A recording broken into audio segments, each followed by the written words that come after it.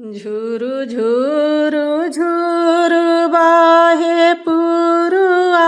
पवनवा हो कि निहुरली ना मैया में मोरे भावनवा हो कि निहुरली ना मैया में मोरे भावनवा हो कि निहुरली ना जेहि मोरे देवी कसोधि हयावनवाओ कीते के दीहना मैया मांगे भरी सिंदूरवा हो कीते के दीहना जेहि मोरे देवी कसोधि हयावनवा हो कीते के दीहना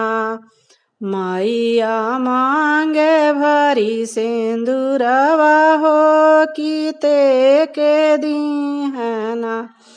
झुरु झुरु झुरु बाहे पुरुआ पवनवा हो कि निहुरली ना मैया में मोरे भावनवा हो कि निहुरली ना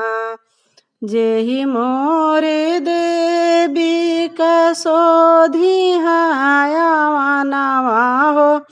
कीते के दीहना मैया गोद भरी बालकवा हो कीते के दीहना मैया गोदे भरी बालकवा हो कीते के दीहना झुरु झुरु झुरु बाहे पुरुआ पवनवा हो कि निहुरली ना देवी मैया में मोरे भावनवा हो कि निहुरली ना जेहि मोरे देवी कसोधि हयावनवा हो कीते के दीहना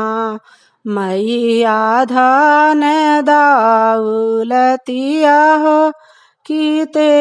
के दीहना झुरु झुरु झुरु बाहे पुरुआ पवनवा हो कि निहुरली ना मैया में मोरे भावनवा हो कि निहुरली ना हमारे चैनल को लाइक सब्सक्राइब करें।